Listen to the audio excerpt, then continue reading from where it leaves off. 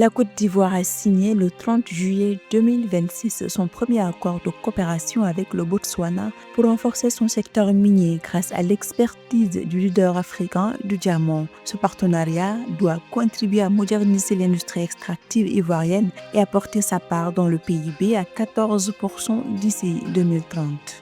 À l'issue d'une émission de bons et obligations du Trésor sur le marché financier de l'UEMOA, le Sénégal a mobilisé 71,5 milliards de francs CFA. L'opération a été couverte à 127,67% par les investisseurs avec 82,98 milliards de francs CFA de soumission. Fitch Solutions prévoit une accélération de la croissance du PIB réel du Congo à 5,2% en 2026 contre 2,5% en 2025. Cette dynamique devrait être portée par la hausse des exportations d'hydrocarbures.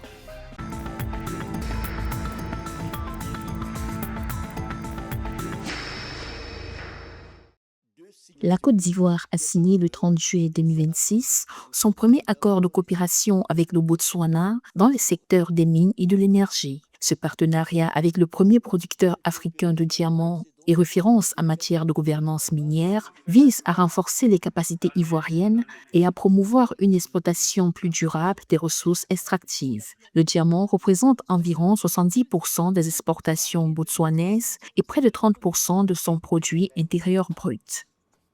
Son moment le plus marquant demeure la rencontre entre nos deux chefs d'État en marge du sommet France-Afrique qui s'est tenu les 11 et 12 mai à Nairobi. Ils ont exprimé une volonté commune de renforcer durablement la coopération entre nos deux pays dans les secteurs stratégiques, notamment celui des ressources minérales. L'accord s'inscrit dans l'ambition de la Côte d'Ivoire de porter la contribution du secteur minier à 14% du PIB d'ici à 2030 contre environ 5% actuellement. L'or demeure la principale ressource minière du pays avec une production prévue à 62 tonnes portée par les mines industrielles de Séguéla, Aboujar et Lafigué. Le pays exploite également des gisements de manganèse et de bauxite. Pour la toute première fois, le Botswana a développé une coopération avec un autre pays africain, la Côte d'Ivoire. Le protocole d'accord que nous avons signé, c'est plus qu'un document diplomatique.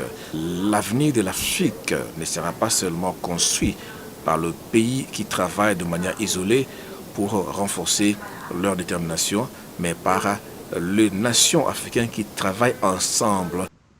À travers cette coopération sud-sud, le pays d'Afrique de l'Ouest cherche à bénéficier de l'expérience botswanaise en matière de développement minier durable, de transformation locale des ressources et de meilleure captation des revenus issus des matières premières.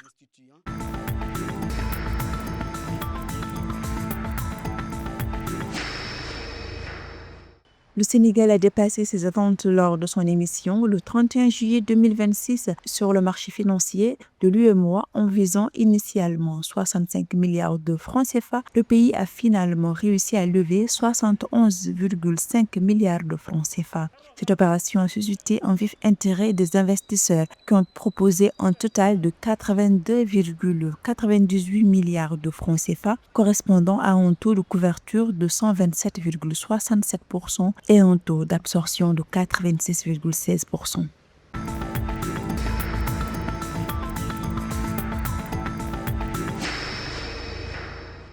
Le Congo devrait enregistrer une nette accélération de son activité économique en 2026 avec une croissance du PIB réel projetée à 5,2% contre 2,5% en 2025 selon Fitch Solutions.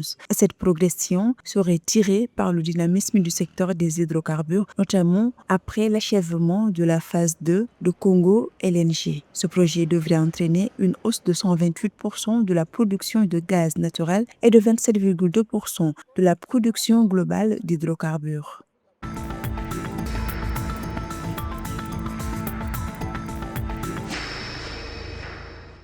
En juin 2026, le service de la dette publique du Cameroun a totalisé 327 milliards de francs CFA dont 297,5 milliards ont été alloués au remboursement du principal et 29,5 milliards aux intérêts et commissions, indique la Caisse autonome d'amortissement. Sur l'ensemble du premier semestre, la charge de la dette pour l'administration centrale s'élève à 1059,3 milliards de francs CFA, incluant 149,9 milliards de charges financières.